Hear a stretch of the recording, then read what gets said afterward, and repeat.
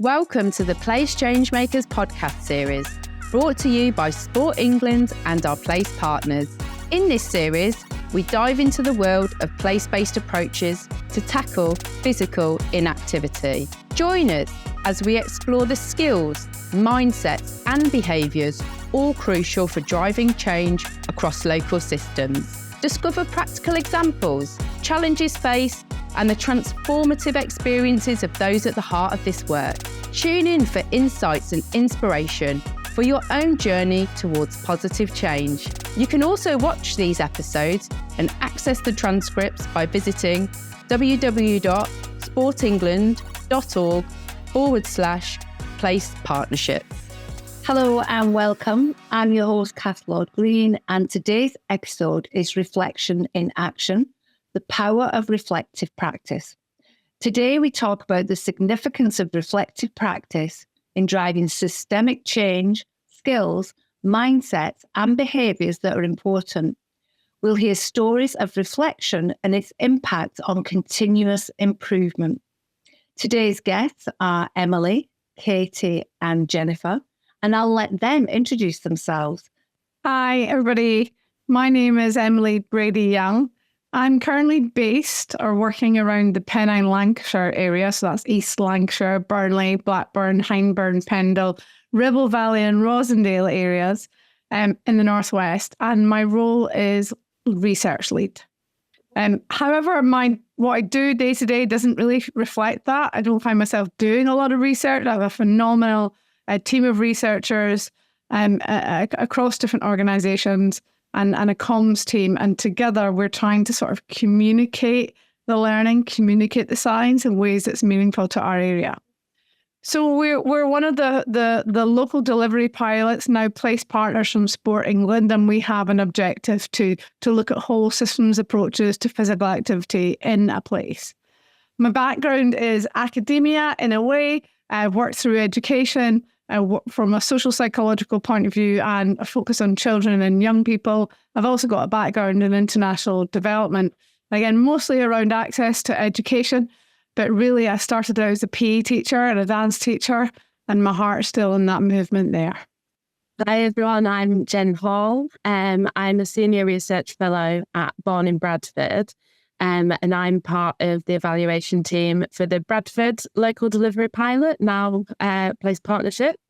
So I've been part of this work pretty much from the beginning since 2019. And I lead the process evaluation side of our work. But similar to Emily, really, it is a research and academic role, but it's very much research practice partnership, and it isn't your traditional research role. So in terms of my background, I did an undergraduate degree in sports science and then a PhD in physical activity and health from more of a sociological point of view. And I've got a lot of experience in developing and evaluating complex interventions. So alongside the work that I do with the Place Partnership, I lead our Centre for Qualitative Research within Bradford, and I'm involved in a range of different qualitative research projects related to health and health inequalities. Hi everyone, I'm Katie Thompson, and I've recently just started with the Active Partnership National Organisation as the Programme Manager for the new National Sport Welfare Officer Network. Previous to that, I was within an Active Partnership County Down Sport, leading their place-based work, which is how I got involved in this podcast. And there I facilitated cross-sector networks of strategic and operational partners. And my background is actually policing. So I was with Northumbria Police for 11 years as a police officer, but I've always been really passionate about the power of sport and physical activity, hence the move to the sector, using physical activity to keep myself physically fit for my frontline duties and also to look after my well-being. And within all of these roles, I've engaged in reflective practice personally, But more recently, in my role at County Down Sport and Active Partnership National Organisation, I also encourage and support others to do so through sort of advocating for learning and reflective practice, and also facilitating spaces and implementing approaches to support reflective practice as a way of working. What does reflective practice mean to you, and why is it important in the context of the roles that you do? Yeah, I mean, for me, reflective practice has been important throughout my career in helping to unpick why something either did or didn't work or happen as intended. What I want to do more of and dial up more, and what I'll never do again, and what needs to happen or change going forward. Sort of I started my reflective practice journey as a fresh-faced probationer in the police in the context of the National Decision-Making Model, which is a framework used by the police to guide decision-making in challenging and high-pressured environments. And I sort of used that model to think about my actions and my decision-making, both individually, but with the team or my partner, whoever I was teamed with. Just to help us to improve my decision-making in those challenging environments and be able to apply that learning to future incidents. And that's sort of where it started. But what's a little bit strange is I didn't view it as reflective practice at the time. It was just part of a process, and it was just the way we worked. And it wasn't until I came to County Durham Sport, and I still lived by the National Decision-Making Model, and I still do now because it's just part of how I work. But I had to change how I engaged in reflective practice in line with the organisation's approach. And that was through using things like reflection logs and monthly team share and meetings around success and reflection. And what that meant was I had to sort of be more intentional with it. I had to invest dedicated time to it, and do it. It was a new way of working for us. It was a different way of working, but still with the same outcome. It was still to be able to improve and look at why something worked and why something didn't work. And also what made that easier for me was that the organisation valued learning and reflection. So they supported us to take that time and dedicate the time to it. And through the place-based work as well, it was active places. Sort of Emily and Jen have both mentioned the place-based work, the Sport England place-based work. We used ripple effect mapping as an approach, and that was really good to help reflect both individually and with the network of partners. Lady, can I ask a question? Yeah, of course, yeah. Jen reflects on this as well. It feels like we introduced ourselves and we've all talked about sort of how we got to where we got to, but there's definitely that. What did you start with? How did you start reflecting your early career, even if you didn't realize it was your early career? That actually, when you go back to it, it's the stuff that sticks, that you draw on. Like I look back to my early career as an educator, and I can't help but go back to like, how did I help children reflect and identify their learning? How am I evaluating what worked and what I do next? And those like small scale things in your profession. I feel like I'm now going back to that more and more because it's simple or it's in me. And I don't know if you reflect on that, and that makes it translate. And therefore you keep talking about decision makings, then you can jump into different sectors or different places because you're grounded in this process of stop, think, decide. Yeah, it was an automatic way of working. And I don't know if you maybe know what the National Decision-Making Model is, but it starts with gather information and intelligence, and then it moves on to sort of assess threat and risk and develop a working strategy, consider powers and policies, identify your tactical actions and your contingencies, and then take action and review what happened. And that is where it sort of intersects with that reflective practice well, it does. However, what you can actually do, in which what you would do in like a post-incident statement, you would reflect on every part of that model and why you took that action and why you made the decision at each stage going round. And I suppose as a program manager, that is why this model is still effective for me, because those are all those stages that I still go through within a program. Yeah, because it's essential in policing, it's essential in education, it's essential in health. Like, those are essential reflections. If you don't reflect and change and think and review, things can occur, good or bad.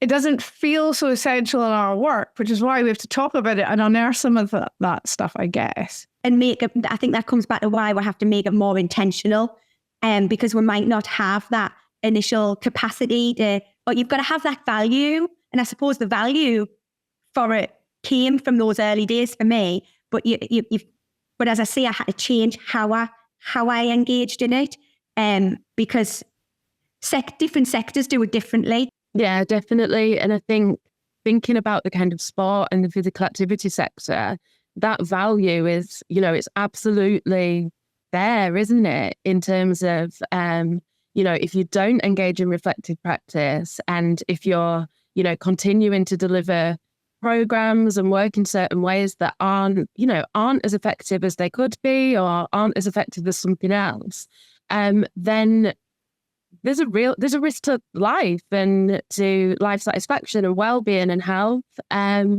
So it's getting across that importance that it might not be that immediate life-threatening situation, but actually it is massive. It's just that longer-term effect rather than that immediate effect. And I think when I first, obviously with a background more in academia, and it is kind of built in that you engage in that reflective practice.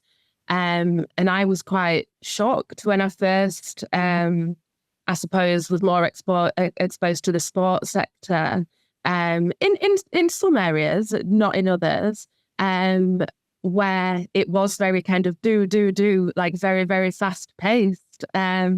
And I kind of had to adjust to that a little bit, but then also try and influence that and change that. I think there was really a perception of, if we're not doing, then, we're not being productive, or, we're not doing our job right. So it's changing that perception about what good is, I suppose. Yeah. And I don't know if you ever feel this, Jen, but like as a research lead, I'm always knocking on doors going, just pause for a minute, pause the work. That sort of review and debrief stuff really isn't in some of this work. We work across different organisations, and it's there in moments and elements, but it's really hard to hold the space to get that. And you feel like you're constantly chipping at people's door. But I'd probably say it's worth it. It's worth doing it. And most of the time, people appreciate the nudges, because when they get to that reflective space, there's so much appreciation for it. But I feel better for it as well. Like, I go through a mode of reflection when I've created a space for other people to reflect.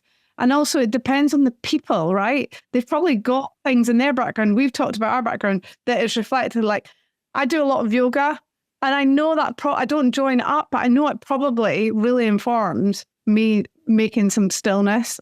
And I know that other people have stuff that they do. So where are they reflecting? And that's what it means to me, is when it connects back to, yes, the work and the people and the present thing I'm working on, but also who am I out of work, and how does that play out for me? Where does that reflect, and how do I use time and space? That's something that comes up for a lot of our teams. They're always saying, when we talk about what enables success, time and space. And then quite often we all trip up over that and don't make the time and space, and making it real to people is what I feel I'm connected to there. Emily, how do you make that real for people?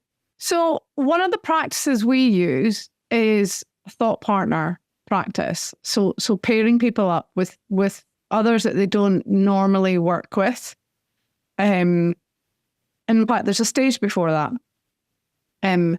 The whole approaches that we do to connecting across and within organisations and collaboration, we use something called creative engagement.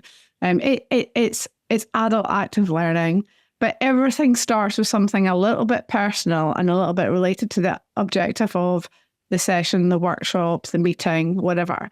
And when you do something a little bit personal, people get to know each other as humans, not as the goals. So then we introduced this thought partnership. We called it Learning Pods, and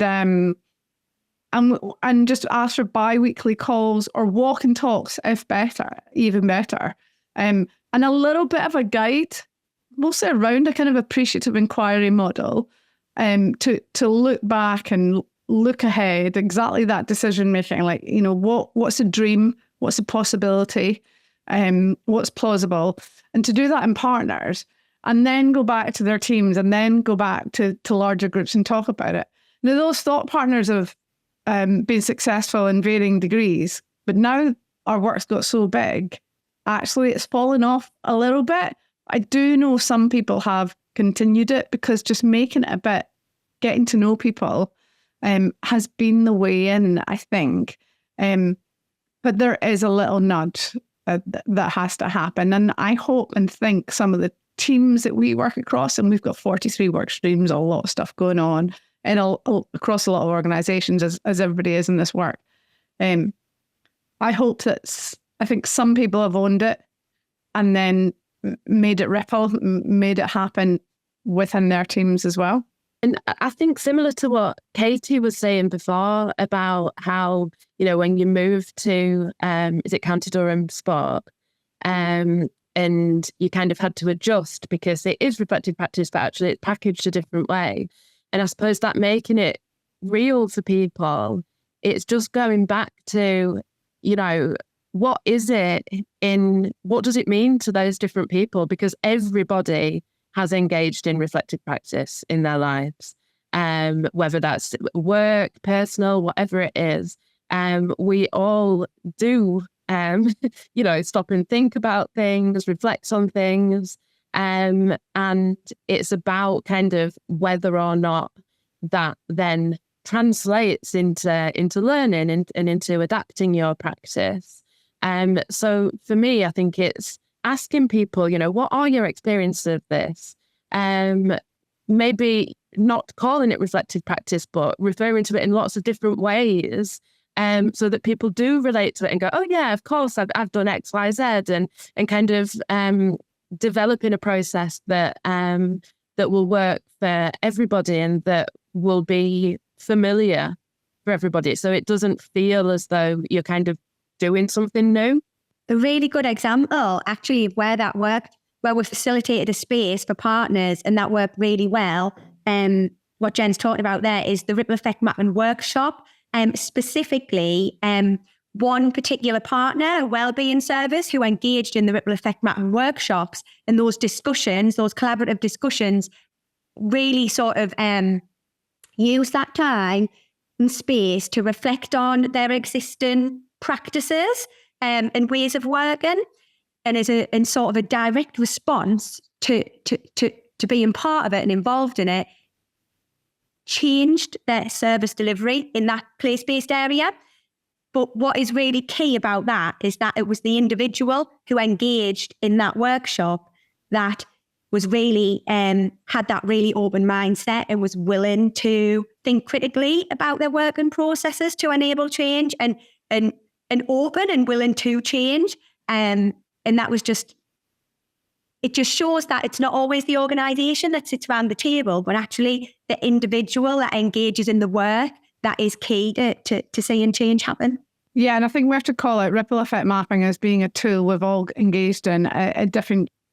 It's this fantastic development and evaluation tool now that has sort of stemmed from the academic world, but is finding a lot of use in our work. You've probably all got examples, but all of our teams use ripple effect mapping to lots of different degrees, and it is that visual tool where everybody's hands-on, like it's a sensory activity to draw and colour and look back And in this work, we've got people working in leisure trusts and councils and voluntary sector and faith sectors. They've got stories and script from 10, 15 years ago of what worked and didn't work in their place. And we need that to look forward as well. So whether it be reflective practice sort of in the moment, in the work, or actually let's look back to when we got that funding stream and did that for that community and that didn't work. Why are we replaying that script? And that comes out so nicely in ripple effect mapping. I think sometimes, and we're getting onto the sort of research end of it with this, but I think when you report your learning, it doesn't feel like it can be used. And that sort of visual stuff is about use. Again, I'm back to use, accessibility and digestibility, all that visual stuff, whatever we can do visual. So your scorecards, we've done giant door size posters recently. Door size, I asked for door size. And we've hung them around the offices, and they're linked to, they're 10 for the 10 conditions and ways of working that have come out of our learning and others learning from our national evaluation partner. And we've just got little cards where people can write up what's happened and stick it to it. And there's little codes like what area they're in, there's little check bits, but really just, success, change, or impact. And just the writing of it, and Jen, you prompted this with your balance scorecards. It's not formal, it's not measured, but the writing of it then starts to map it in a way onto these giant doors, and then we log it and throw it in a spreadsheet. But the process of sitting down together and talking about that at some of the away days and the team days we do has led to these huge posters all around the office. And I'm just linking it back to ripple effect mapping because it's just colourful and it's just visual. I'm going to pull all the way back to when I was an educator, like just make really complex things look good, feel good, sound good and colourful, like we're engaging young people again, because adults like that too.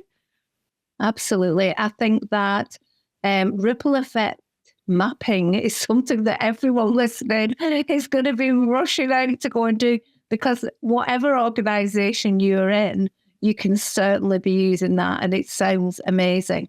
From your experience, what would you say the critical factors are to consider when creating the environment or the conditions to support and enable this? I think we've already started touching on quite a few of these things, haven't we? In terms of being open to what different staff members want and need and how we can support that. But I think something that I wanted to pick up on specifically was how you can support that amongst wider partners that you're working with, and how the organisation can support that. And within our context, as a local delivery pilot funded by Sport England, we do commission quite a lot of work. So we have that kind of commissioner relationship with people that we're working with. And I think traditionally, providers, whether it's, sport and physical activity providers, whether it's social marketing, for example, there's a tendency, because of a history and how that relationship works, to kind of report back on what's going well and the successes and the impacts in terms of numbers and things. So we've had to work, or we've tried to work really hard to try and shift that and build that really supportive culture around learning, so that actually, we want the social marketing company that we've commissioned, the sports providers that we've commissioned, to tell us about failures. Failure is probably not the right word, but where things have not worked so well, and why and how that's important for other people, and for thinking about how we can do things differently in future. So for us, it's been really trying to get that message across that it's more valuable to know about how things haven't worked than to just know that something has worked. Because if we get, early on, we'd get a report in saying, 100 people came to this, and that will be the learning. And for me, that's not really learning. It's just a number, but we don't know how they were there, why they were there. So actually, when we get a learning back that says, nobody came to this, but this is the reflection that we've done. These are the people that we've spoken to, and this is why they didn't come and da. For us, that's better than something being positive, but us not knowing why and not being able to unpick that. So yeah, it's trying to build that culture where people feel safe, I suppose, and secure, to talk about where things might not have gone as well as they would have wanted or hoped, and knowing that that's not going to affect kind of that relationship, whether it's a commissioner relationship or if it's within your internal team, that's not going to affect, your own personal development or your role within that team. So it's building that really supportive culture for me. It's about us modelling those behaviours. I encourage people to feel able to be open and honest and say when things go well and don't go well. Do you know what I mean? We all make mistakes. We all face challenges. And I suppose for me, I'm quite happy to sort of put my hand up when things don't go well and say, oh, I need to change my approach there, and sort of proactively ask for feedback. And sometimes that can actually give other people confidence to go, oh, well, Katie said this is not working, so actually let's have a chat about it. Do you know what I mean? And it can encourage other people to do the same. But where we've found it to be more of a struggle is around that, where the funding and the commissioning is linked to the work, and funders are maybe looking for those KPIs and successes. So you've got to be mindful of that. But I do think modelling those behaviours and going back to that, what we've just been talking about before, that creating those purposeful spaces and facilitating those conversations that help and support partners to reflect, those thought-provoking questions, and again, it just goes back to that ripple effect map, and that does all of those things, doesn't it? We've started investing in sort of strengths-based approaches. We actually use the Clifton Strengths model, and many of us have been through that sort of program, so that we invest with partners with it as well. Like, what's great about your place? What's brilliant about you? What really worked? Like, let's invest more and let's deploy the strengths more, and that really helps us step into the culture change and how those conversations across partners change. Like, hey, I'm really good at adapting. Hey, I'm really good at strategy. Hey, I'm really good at winning others over. Hey, I'm really good at analysing. And then we can see as a collective that we've got a way forward across organisations and within organisations. And we found that to be a great door opener as well, to make people feel that we're not here to tell you what's wrong with you and your place. We're here to collectively say what's great. And so taking a strengths-based approach, and I'm referencing Clifton Strengths in particular, it has been another way in. And again, some places maybe it's not shifted too much, but we're finding big gains with that approach too. And that's got a lot of parallels with the asset-based community development, the ABCD approach as well. And I think, if there are people listening that come from that more sport development or community development kind of world, we're taking that approach with the communities that we're working with. So have some compassion for yourself as well and for your team, and it's possible to take that similar approach to your own practice as well as when working with others. We spoke about critical factors to consider. We spoke about practical approaches. You've actually touched on a lot of them. Is there any other practical approaches that your organisation or you could take to support others and other organisations to commit to reflective practice? Yeah.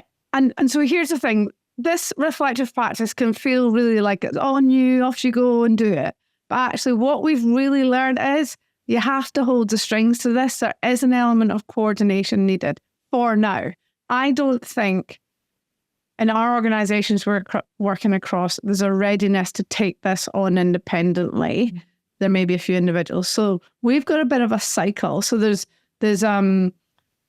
weekly sort of home-based points where we have a sort of central office, and anybody can drop into that at any time. But we try and encourage that everybody's in on a Monday, coordination team, another team's on a Tuesday. So we just try and create that space for people to drop into. To be honest, when I go in sometimes, I get no work done. We're doing so much chatting and reflecting and connecting, and that's a really good thing. But I have to be careful with what I'm trying to achieve because I'm doing so much catching up and reflecting. It's really powerful and informal. We've got a monthly breakfast club. So that's kind of formalised, and it allows every time there might be a different theme or a different sharing, but it's completely structured around reflective practice models. It's not labelled as that, and there are croissants and coffee and oranges and stuff as well. We then have a quarterly away day. We may not go away, but it's about, we call it away day because it's about remove yourself from your task list and we'll create something. And so we facilitate that. Sometimes it's in line with some research output we have to do. It becomes a participatory workshop. Sometimes it's something else. Sometimes it's completely unique. We've gone to outdoor centres but even that informal space together. So that's the quarterly. And then 6 monthly, everybody has to submit a report. Now, it's not called that. It's called a sharing the learning. And it's about identifying a significant change, impact or success. So I know by setting a deadline, there's a process of reflection, engagement on any evidence, maybe working alongside a researcher, maybe, but that doesn't matter. But there's a process to get to submitting something. And that gives me a lot of content to think about what I'm reporting on alongside our other reflections. So we have put stuff in place, timetabled, and I'll call it holding space because nobody has to do it. But my key to that is there is a stewardship to this right now.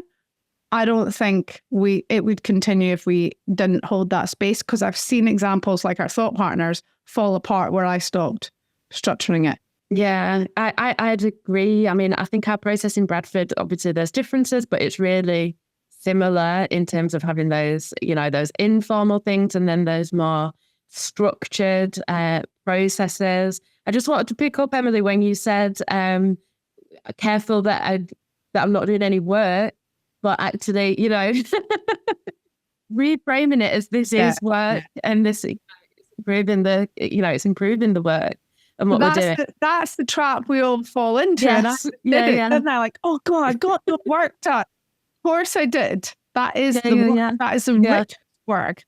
But then the pressure where people stop showing up is, I didn't get my list done. And actually lists are really dangerous, aren't they, Jen? Do you know what though? That's when that comes back with needing actually senior level buy-in as well as operational buy-in, because you need both to have to put value on and to commit to the learning and reflection and see the benefits at both an individual and organisational level. One without the other isn't as effective. Yeah, definitely. And just to pick back up on, I suppose what Emily was talking about in terms of would it happen without that kind of facilitation? And I think something that we do within Bradford, which is really similar to your away days, is we have these R&I meetings, which is research and implementation meeting, and that's our formal space for that reflection. And we follow a learning cycle model of thinking about what, so what, now what, in relation to different research findings, but also just, generally over the last couple of months. And I think that would continue kind of without that direct facilitation.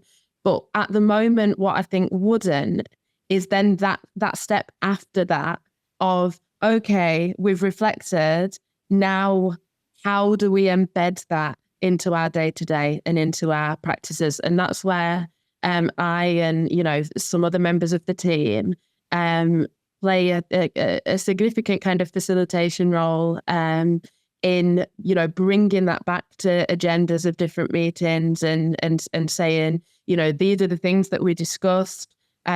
what actually do we want to take forward? What, how are we embedding that into the different ways that we're working? Whose name are we putting, towards these different items and things? So I definitely don't have the answers for that in terms of how you sustainably embed that without this input. Or, maybe we just need to recognize that you do need that.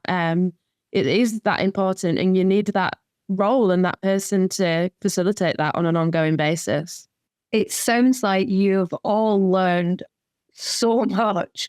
What would your advice be to anyone else seeking support to enable them to build capacity around reflective practice, if we haven't already touched on it? I would say persevere. If it doesn't sort of come easy first time, don't worry. Keep going with it. But as I keep banging on about, I suppose, be intentional with it. Find a way that works for you. Even something really simple like the reflection log that I mentioned, which is literally just 4 thought-provoking questions. What went well? What didn't go well? What did you learn? And from what you learned, what should we do going forward in the future? And I suppose by reflecting on what went well and what didn't go so well, those successes, however small, will keep you motivated while you are working through those areas of development.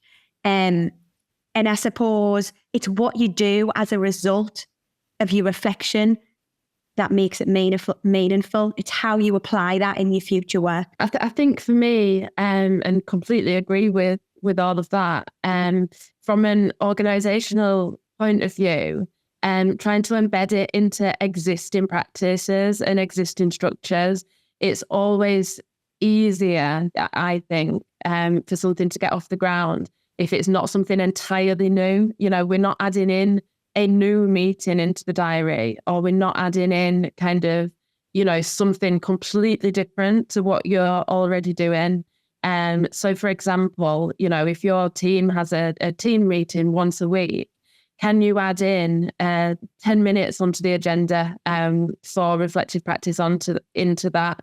And then it might be that once you start to develop that habit, it doesn't stay in that meeting, and it can happen in other areas. But it's how can you build it into things that you're already doing to start to develop that practice. But then I think linked to that, everybody is different, and you know yourself best, and you know what will work for you.